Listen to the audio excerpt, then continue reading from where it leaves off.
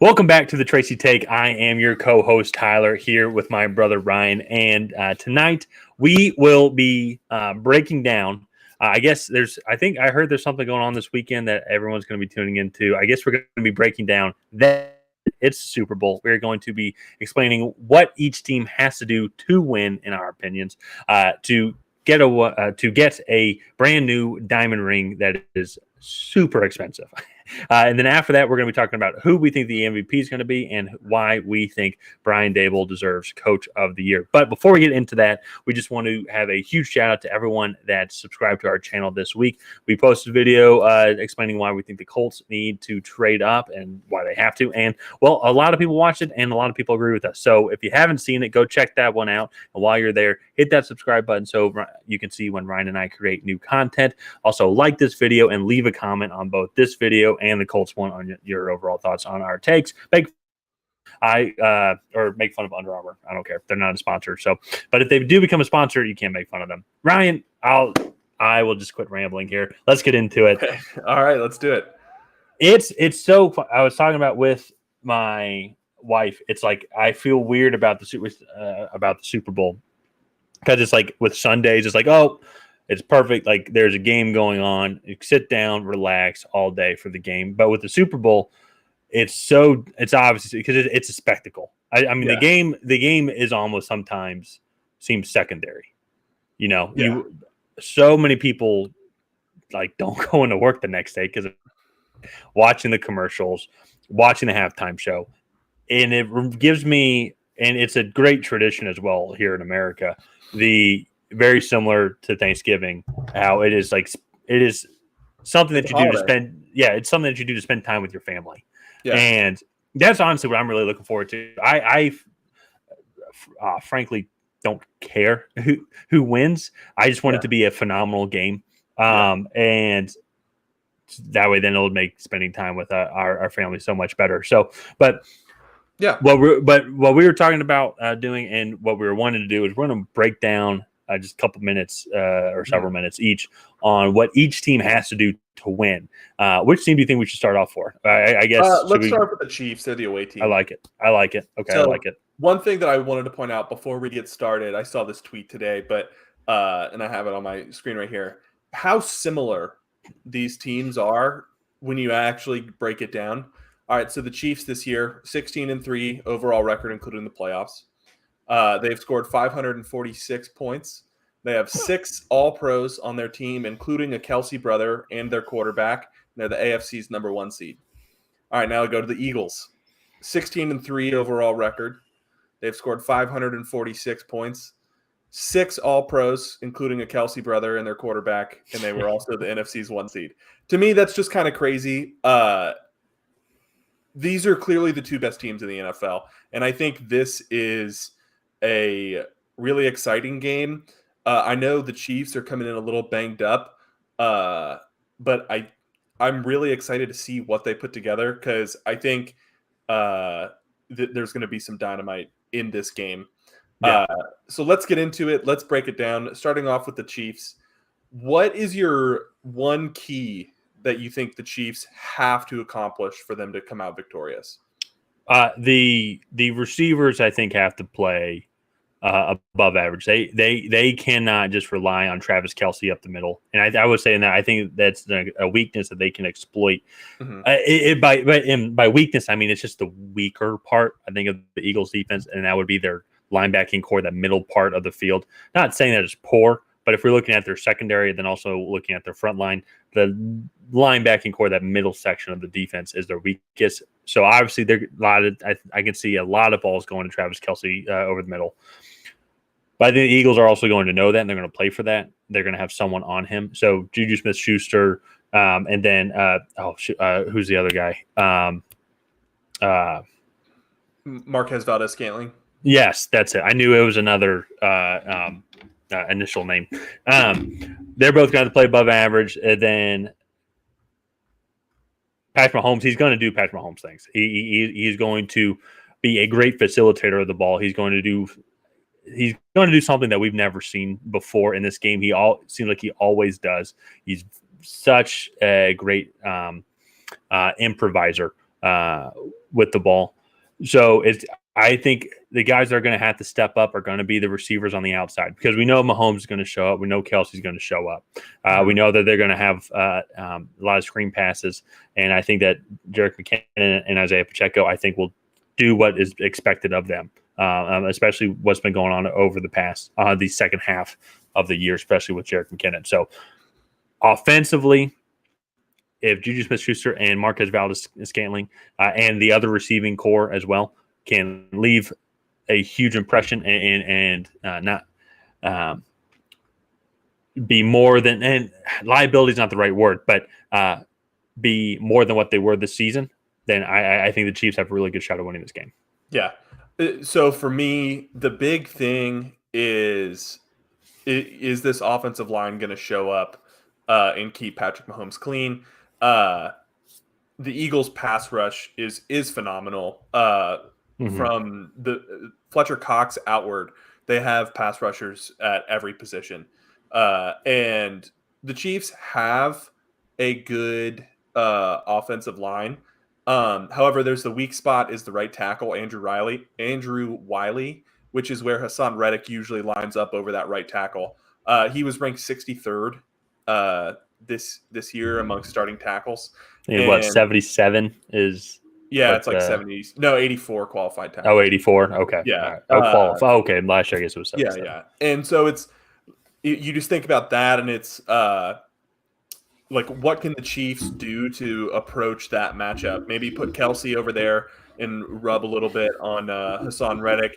Send backs out in that direction is one way to kind of neutralize the pass rush from that side, and just make sure that Hassan Reddick always has to think about the ball going over his head and not just running right after Patrick Mahomes. And for me, that if the Chiefs can do that, I think the rest is the easy part for Patrick Mahomes, right? Because I like the matchups that they have. The Eagles were average against tight ends this year. I think they were like almost right at 16 or 17 in tight ends. And then outside of Darius Slay, I don't think they have corners that are extremely strong. They have a good secondary, but I think they have matchups that they can exploit either with speed receivers or maybe get Juju Smith-Schuster on one of the other corners, because throwing at Darius Slay I don't think is going to be a great option in this game when you're throwing to MVS and Juju Smith-Schuster. You don't have a guy that can go up against him. So for me, that is the big matchup. Is going to be Chiefs offensive line versus the Eagles defensive line. So well, and that's just the offensive side of the ball, and it's funny we focus so much on that because Bradbury. That's what I was thinking of. Yeah, we focus so much on the offense because we know how this Eagles defense has been up there as one of the best, especially at least statistically throughout the whole season. But we haven't even talked about their defense, and I think their defense is going to have a tough time. I think they're going to have a tough time trying to stop this Eagles offense. So that's what I think just to keep pace with the Eagles, if the Eagles play the way that we're expecting them to play and dominate possession of the ball, they're going to need to have help from all skill players in their offense. So one of the things that I will say with the Chiefs defense, I know they're not the most talented defense. However, Steve Spagnuolo is a fantastic defensive coordinator, and this offense isn't the Tampa Bay offense that they faced a couple years ago in the Super Bowl. It's going to be a little bit more, we're going to line up and we're better than you type of stuff. And there's not going to be the elite passing threat that Tom Brady represented a couple years ago. And so I think that does give Steve Spagnuolo a little bit more room to maybe be aggressive with the linebackers, really try to take this run game out of the picture. And And what would be really scary for the Eagles is if Steve Spagnuolo designs a game plan that can come out, stun this offense for its first 3 possessions, and then the Chiefs come out and put up 17 in a quarter and a half, and it's like, oh shit, now you're down 17 in a Super Bowl to the best quarterback in football. This defense is going to do what they do best, and they're going to play off zone and blitz. And it's like, okay, that's the situation where it's like, okay, the Eagles are in a lot of trouble there. And one of the things I wanted to point out, Frank Clark is like 4th all time on postseason sacks. I think he's at 13.5. He's 2.5 behind Michael Strahan. Yeah. And I think he could play a big role in this game because he usually lines up on the side with Chris Jones. And those 2 guys can wreak havoc, especially on a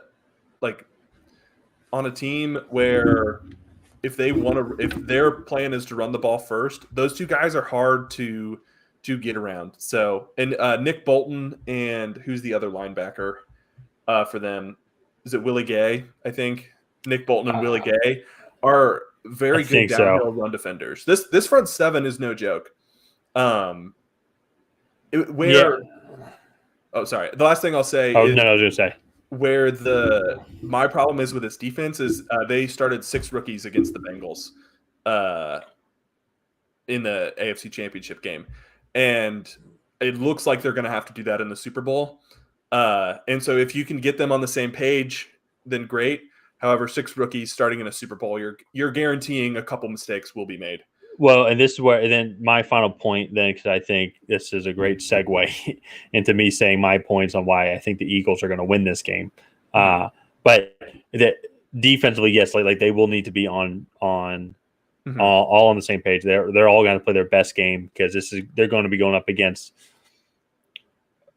Is this the best offense that they've played all year?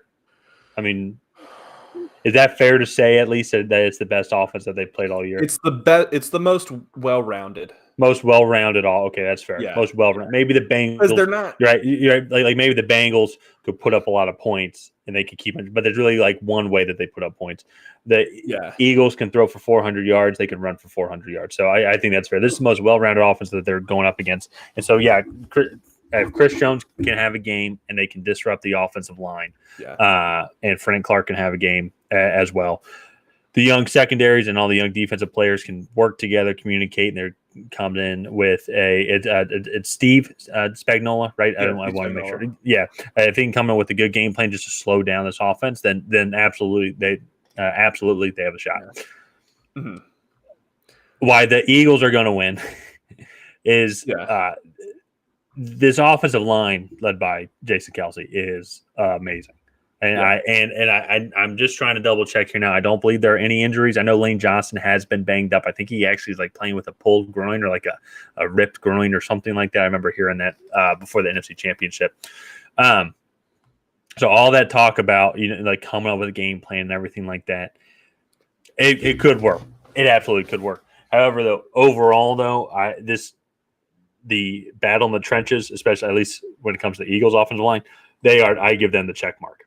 They just like everybody else, they are going to dominate that offensive line. And against the 49ers, that game turned out really weird. However, that defense was really good, led by the Bosa brother. I forget, is it Nick? I got it right. Okay, good. They dominated that offensive line, and that was considered one of the best defenses in the league. And that game turned into, obviously, but something unfortunate. But that first half, they dominated offensive line when it was still a game. And I think the Kansas City defense is nowhere near as good as the 49ers. You have a 3-headed horseman in receivers and running backs as well. Receivers, A.J. Brown. Devontae Smith has had a great year, 2,000-yard receivers. Dallas Goedert's back. He's not as good as Travis Kelce, but hey, if I'm picking fantasy and I'm in the 4th or 5th round and I see him there, maybe I'll take a stretch on him because he gets that many targets. He's that good. He can catch nearly anything. Then you have the 3-headed horseman in the running back field that they can rotate, keep fresh legs in, led by Miles Sanders followed by Kenneth Gainwell and Boston Scott. And we haven't even gotten to Jalen Hurts yet, who's having a career year. And so all that combined with then Nick Sirianni has them going with a great game plan, it seems like every single week. Maybe someone else did it, but I guess they were the first one to do it. But I love it's like, and it's kind of goes back to what you said and talking about the Chiefs. It's like, hey, we know we're better than you, so we're going to show you what we're doing, and we don't care. And the best example of that is the QB sneak. But they do that all the time, though. It'd be like, hey, we're in a clear running formation, and we're just going to run the ball down your throat. Yeah, they did that against the 49ers. And one of the things with the 49ers that I think that the Chiefs do better on defense is the Chiefs are bigger. The 49ers are much more speed focused. Fred Warner, sub 230. Like they really don't have any defensive tackles well over 300 pounds on the 49ers, where it's like Chris Jones is 6'4", 315. Like he's a big athletic guy. And they also really started to dominate in the NFC Championship in the second half when it was like, okay, you guys have been on the field now for 30-plus minutes. We're going into the fourth quarter. We're just going to line up in a run formation and run it down your throat. They do that throughout the entire game, but they grind defenses down with that, and then they hit them over the top to Devontae Smith, and that's how this offense is so good. Yeah, because they're just extremely well-rounded. And then it's like, all right, nobody's open. Jalen Hurts is basically a running back that can throw. And then that's just demoralizing. So, it'll be interesting. I think the Eagles win this game the way Tampa Bay won 2 years ago. They send blitz packages. They get after Patrick Mahomes. There's no way his ankle is still 100%. He's probably feeling a lot better than he did in the AFC Championship game. But there's no way he's 100%. They're going to get him off his pedestal back there and make him move around. They've been extremely aggressive with blitz packages all year, and I don't expect that to change. The big thing that I think they have to worry about is Patrick Mahomes will read that. He will see blitz packages coming, and he'll check into a screen pass. He'll check into a blitz beater, right? And so I think it'll be a really interesting chess match that's going to happen on Sunday. But I think the Eagles, to really get out and win, I think they have to win that matchup in the trenches, that defensive line against the Chiefs offensive line. So I think this is going to be a really good game. In a way, it reminds me of the Eagles-Patriots Super Bowl from what? Is that 6 years ago now? Yeah, something like that. Yeah. 5-6 years ago. And so it reminds me of that. You have a team with a really high-powered offense and a not-so-great defense against a really well-balanced Eagles team. And I think it ends up being a pretty similar game. We'll kind of transfer over into predictions now.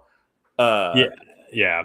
Well, that's one, and that's another thing too. And I didn't even mention with the Eagles. It's like I mentioned in the Chiefs section, like that Travis Kelce, like they're clearly going to want to exploit the middle part of the field because that's the weakest part of the Eagles defense. And even then, that's not that poor. It's average. It's average, but that's where it goes to show how good the secondary is. Really, how good that front four is, led by Fletcher Cox and Hassan Reddick and the entire squad that they're able to facilitate in and out. And you mentioned the weakness on the right side of the line for Kansas City. I think that they're going to be able to get consistent pressure with four guys and not blitz and not have to blitz that much, or then they can send in the sneaky blitz packages because I think that defensive front is better than the Kansas City offensive line. So I think they will have to send blitz packages because I don't think Kansas City is going to look at it and be like you know what we're going to do? We're going to put Hassan Reddick and Andrew Wiley one-on-one every time. They're gonna put a tight end over there. They're gonna put a running back on that side. Make Hassan Reddick have to at least think about something going over his head or getting chipped off the line. And so like at that point, I like the matchups just about everywhere else. For the Chiefs. Yeah. They're not going to win them every single time, but I like those matchups. So then you think about that's 4-on-3. All right, well, now if they bring a linebacker or do like an overload blitz on one side, that's when I think you could get it. However, Patrick Mahomes is wise beyond his years in the NFL, and he will read it out sometimes and catch you with a blitz beater. So that's where I think this matchup gets really interesting. And even though we lost Tyler.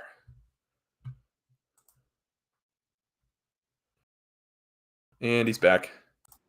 No, sorry. That was weird. So what I was saying was Tony Romo 2 weeks ago was like, what do you get when you have Patrick Mahomes on one ankle who can't move? The best pocket passer in the NFL. Like that to me is what Patrick Mahomes brings. Yeah. And I think the Eagles need to be aware of that. This isn't Brock Purdy. Oh no. I mean, obviously, yeah. It's like yeah. No one's comparing Patrick Mahomes to Brock Purdy at all. I just think it's as we saw, and you made this comparison earlier, but like as we saw with the Tampa Bay Super Bowl with Kansas City, one guy can't do everything. Yeah, I know. And when I look at the Chiefs, I can see a scenario where like it is something similar where it has to do everything. If they're able to lock, I can see the secondary locking down Travis Kelce. They have someone covering him, one of the safeties covering him, or if they put a linebacker, maybe safety on him as well, and knowing that they might do over under with a linebacker safety. So they can do something like that. And that's what I brought up in the Chiefs section is the receivers. They're not poor, but they're nothing that I don't think that Darius Slay and James Bradbury can't handle. And the rest of the core. So it's if they let Patrick Mahomes get loose and he starts running a bunch, then that's not a good sign for the Eagles. But I think that they will be able to contain him, and I think that they will be able to. But by contain, it's hard to contain Patrick Mahomes. But like you just try and limit the damage essentially like that. Mm-hmm. You don't let him just like run rampant all over your defense. So. Let's do official predictions. Who do you think is winning Super Bowl 57? For me, and it's just the complete overall balance of everything from the Eagles. Like we've seen them win in so many different ways. We've seen them win in defensive shootouts. We've seen them in offensive shootouts. So I think that they're going to slowly pull away. I don't think that the Chiefs have the firepower to keep up with the Eagles. I think have they scored 31 points in every single game in the playoffs so far, or was it 38-7 against the Giants? I'm trying to remember. It doesn't matter. I'll go in the middle. 30 in each one. I'll do 35-24 Eagles. 35-24. Okay. Yeah. I think it's going to be a really close game. I don't know why I feel that way. I just think the Chiefs are not going to go away quietly. I think Travis Kelce is going to have a good day. And I think that's going to open up some things on the outside. I also think very highly of Steve Spagnuolo. And I think he's going to throw a couple things at Jalen Hurts that might stifle him. Joe Burrow was stifled a good bit against Steve Spagnuolo in the AFC Championship game. And Joe Burrow is very good at stiffing out blitzes and adjusting protection packages and everything. So I think there will be – I think Jalen Hurts is going to be tested a lot in this game. And I think he's going to live up to it, but I think it's going to be really close. I'm going 28-27. I think the Eagles score a last-minute touchdown to go ahead, 28-27. Last-minute touchdown? Okay. Yeah, I think it'll be 27-21, and then they'll have a nice drive and go down and score a touchdown. And then Jake Elliott, who I think hasn't missed a field goal in the playoffs, has to make an extra point to win. Yeah, has to make the extra point to win. I like it. Okay. Double check me on that. Has Jake Elliott not missed a field goal in the play? I thought I heard that stat. Am I making that up?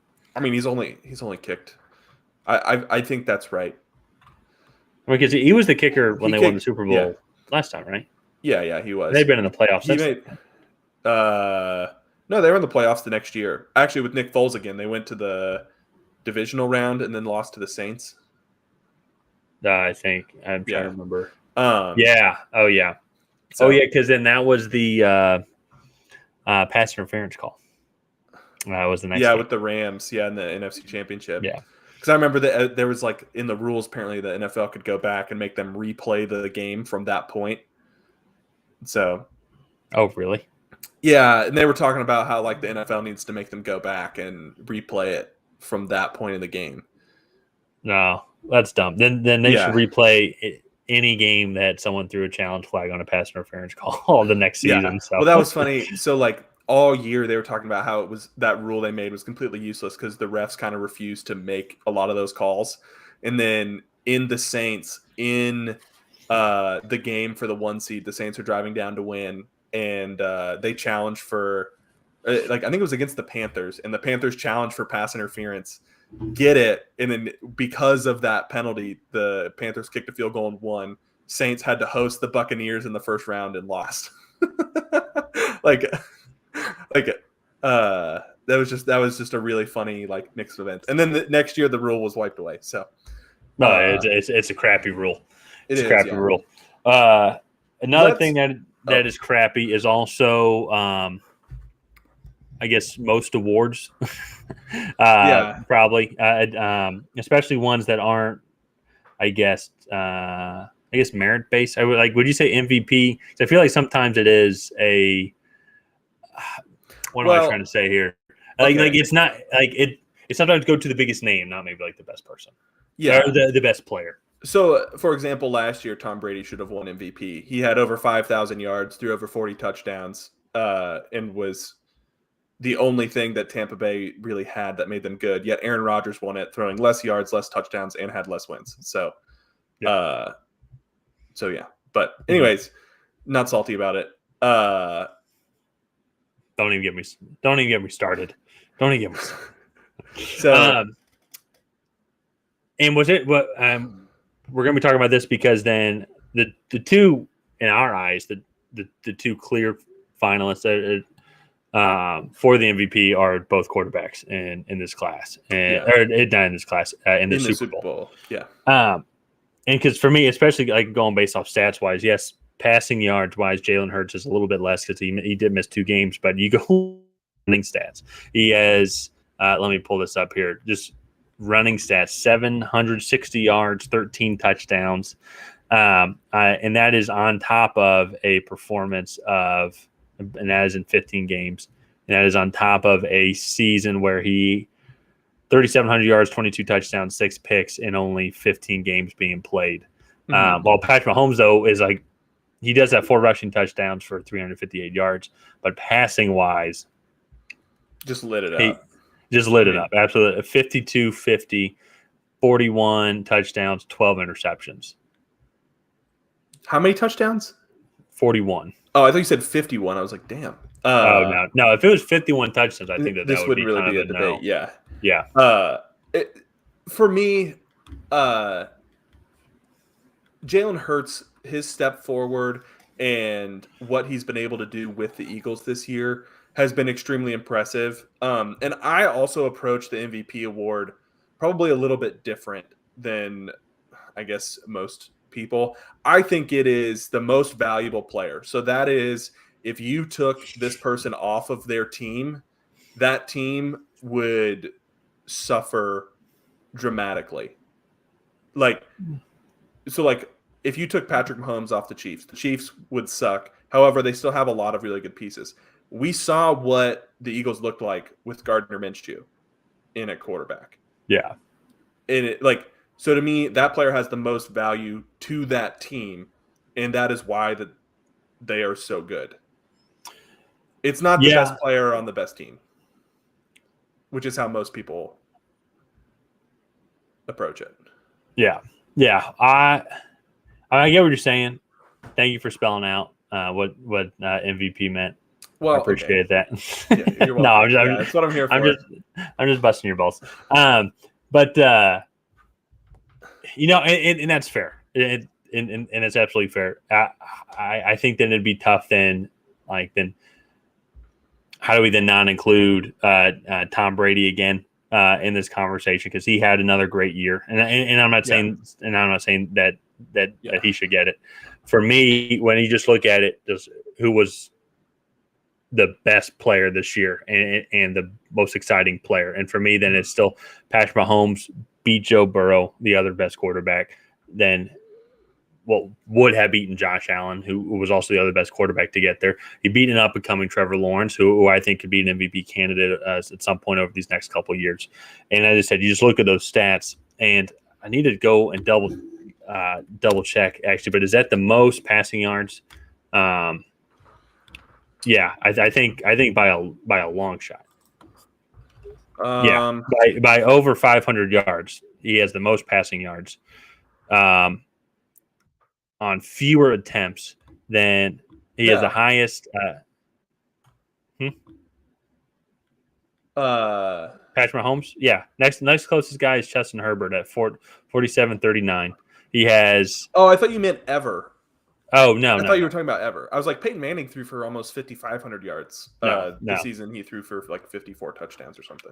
Okay, anyways. Yeah, he has 6 more touchdowns than the next guy, and so. And for me, he's doing it now. They traded away arguably one of the best receivers in the league, and Tyreek Hill. He does still have the best quarterback in Travis Kelce, but he was still able to get that same production that he was able to get with the best receiver and the best tight end with, I would say, lesser talent around him. Also, not like struggling with running backs at the beginning of the year than they did find like their kind of receiver running back in Jerick McKinnon that helped out a lot. He was able to do all that with this team, and then still he's able to get them to the same spot that they've been now for the past 5 years on a completely different team, it seems like.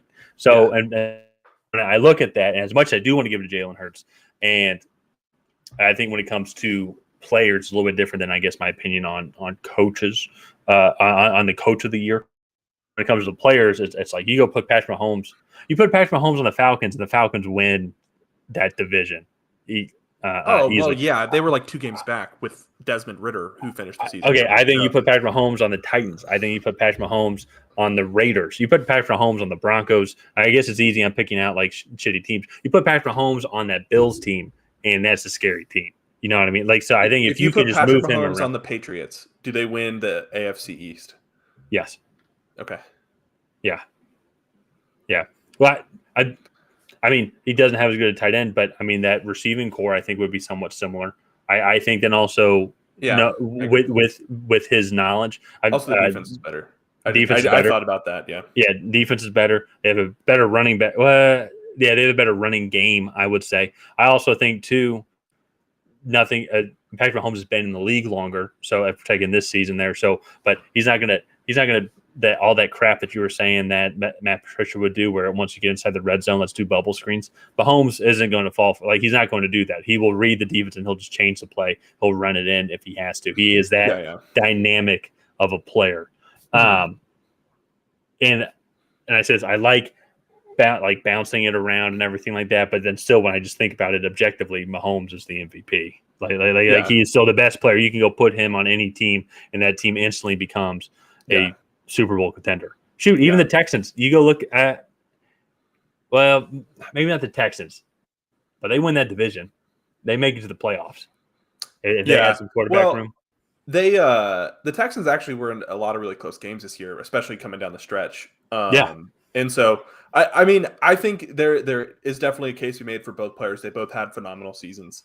I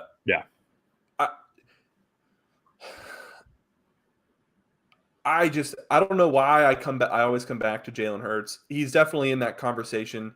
I think I look at him and what he provides to that Eagles team, I think is the leadership and the actual quality of play that they need. Because if you think about this team 2 years ago, before he was starting, they were a mess. I mean, they were picking top 10. And so for me, I look at it and I see what he brings to the Eagles. And like the stats might be a little pedestrian passing, But I think when you look at Lamar's MVP season, they were pretty close. He actually threw, I think, double the interceptions and only, I think, 8 more touchdowns. But Jalen Hurts also missed a couple games. So I think you have to allow him to fill in a couple of those numbers there with similar running stats. Yeah. So no, and I think it's absolutely fair. I think Jalen Hurts, if he ends up winning it, I totally get it. Because 13 rushing touchdowns for a quarterback. Yeah. He still has. If he doesn't get hurt and he plays those 2 games, he's at 4,400 passing yards. Maybe not 4,400, but he's in the 4,000 in passing yards. Probably has a couple more touchdowns. He is the leader of that team, absolutely. And so I can absolutely see him getting it. And that's where. And I guess to my point, that's where one thing I do like to see it as well is like when, and so I guess it maybe I have a similar opinion as with coaches, but when you see them make that step and then now they take him to the Super Bowl, and he becomes that leader, similar to then how a new coach moves, and we're about to get to this in a second, but a new coach moves to an organization that was not good at all, and then absolutely turns them around, makes them actually competent, and actually provides hope to the franchise. Yeah. And so I can absolutely see that side of things. And so, but my thing is, the way I look at it is if you flip the quarterbacks, I don't believe that Kansas City gets to where they're at here with Jalen Hurts. I think Jalen Hurts is a great product for the system that the Eagles have, and he's a great quarterback. Like I'm trying to think of other quarterbacks, but I would put him in the top 10, especially top 5 quarterbacks this season for sure. But Mahomes had to do a lot of great things to get this team here today. And he had to play in the AFC Championship on a bum ankle. He had to play in the divisional round on a very fresh bum ankle. And that's actually easier than, in my opinion, that's actually easier than going out the next week and playing. Oh, and he talked about it too, the adrenaline and everything. He's like, that made it so much easier playing against the Jags. Then you have to wait a week with your foot up in the air, essentially. Yeah. So for me, just look at all the every season. It's every one season I look at Patrick Mahomes and I still think that it's hard not to give it to this guy. How many MVPs has he won now? I think 2. 2. So if he wins, this would be his 3rd, I think, because he won the year they went to the Super Bowl, and then he won the year they lost. Which year was that? Was it the 49ers? That was 2 years ago. Oh, the Tampa Bay one. That was Tampa Bay one.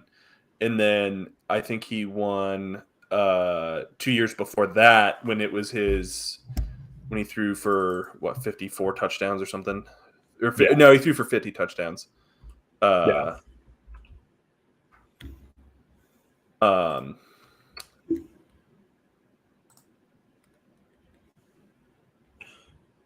Let's see here.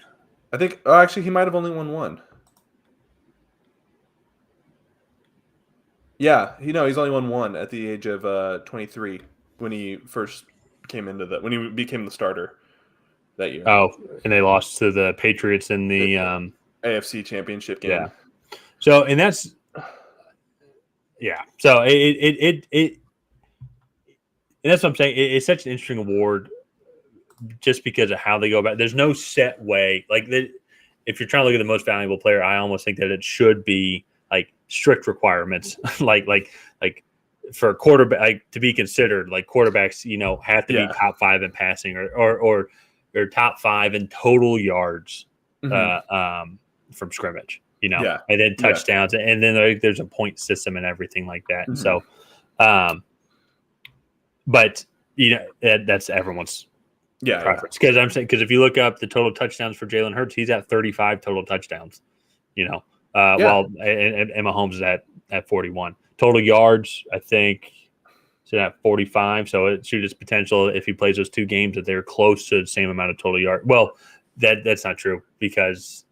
That doesn't include Mahomes' running stats. Yeah, that doesn't include Mahomes' running stats. But still, it's closer. It's closer. Yeah. The one thing that I think Patrick Mahomes has an edge over Jalen Hurts is the fact that he's throwing to Juju Smith-Schuster, Marquez Valdez-Scantling, Mecole Hardman, Kadarius Toney and like Sky a litany Moore. of other Sky Moore, like a bunch of like not big names at the wide receiver position. So that to me is what's interesting, and I think really impressive about Mahomes' season. Yeah, Whereas Jalen Hurts and had 2 1,000-yard receivers. he is throwing to Travis Kelce as well. So he is, yeah. Of all the pieces mentioned with the Eagles, I still think Travis McKelce is the best of the targets. Yeah. He's also ways. The oldest by far. Yeah. He's 33. Yeah, 33 or 34.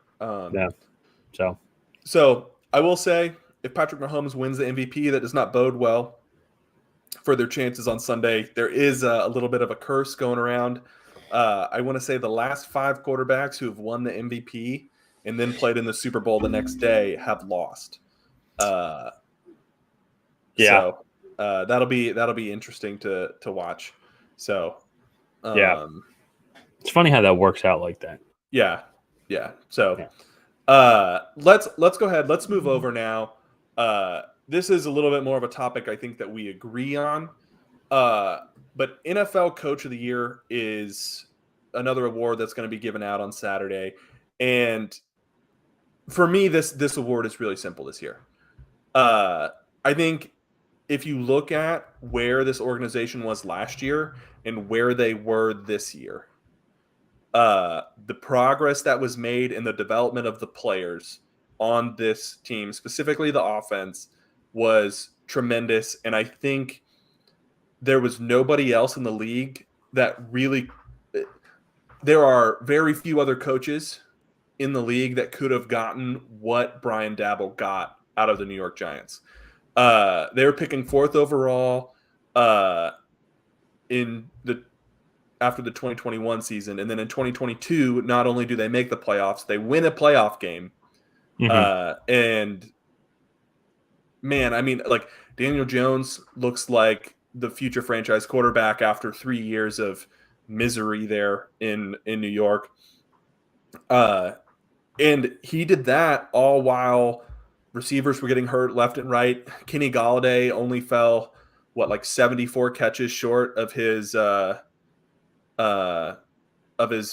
catch bonus in 2022, right? Only it was close. I think the statisticians are still kind of working it out, but I think he fell just short. And that's my because we were debating about this before we went online, and even for me, like Doug Peterson came into my mind. But you made a good point though. Is if we're looking at the talent that was on that team, it's like Trevor Lawrence is considered much better than Daniel Jones. Travis Etienne isn't as good as Saquon Barkley, was still a really good running back. They spent a lot of money on receivers. They brought a lot of good talent in, and even then, that interior offensive line and also the defensive, like the front seven, is considered actually pretty average to above average. You weren't getting that with the Giants. Defense was pretty good, but everything on the offense side. And it's a great point about the receivers, because everything that happened really in the second half of the season, they were doing with respectively like journeyman receivers, guys in their like mid to late 20s. I wouldn't even say journeyman. I would say lackluster. Guys who didn't stick other places. Guys who were just quick enough and had good enough hands to stay on NFL rosters. And they were able to turn that team into a playoff team. And I think that they hit well with Kayvon Thibodeau. He really started to come on at the end. But it was just even from day one, or from the first game where they beat the Titans and they got a little lucky because of missed field goal, but it just felt like a different Giants team. They didn't feel like it was going to be a joke this season. Then they struggled a little bit, but the thing for me though is what Daboll was able to do, or Dabble, I always get that mixed up. Was able to do with the team. I remember about halfway through, or maybe about 10 games into the season, we're starting to see that 7th seed is going to come down. 6th, 7th seed is going to come down to 2 out of 3 teams: Seahawks, Commanders, and Giants. And we're like, I think the Giants are done because they have no receivers. They have no one to throw to, and it's almost like that offense got better. They almost beat the Vikings on Christmas Eve or on Christmas Day. No, the week before Christmas.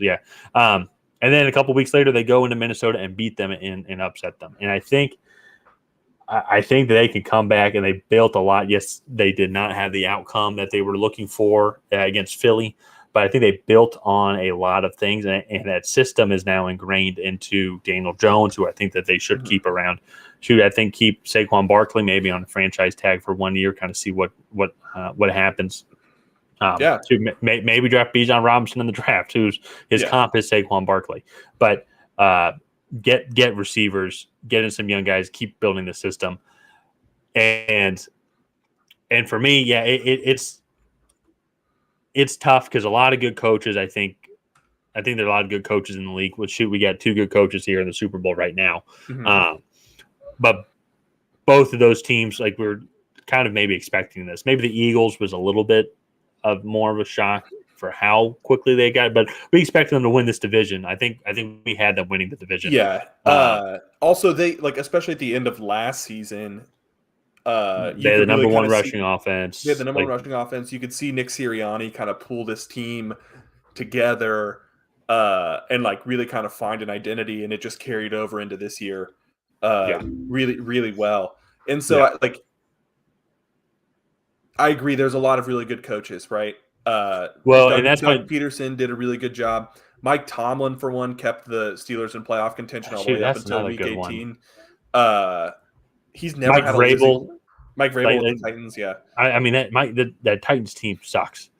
Yeah, and he made that last game of the year meaningful for them with the third string, fourth string, whatever you want to call it, quarterback. Yeah. But Mike Tomlin's a great one too.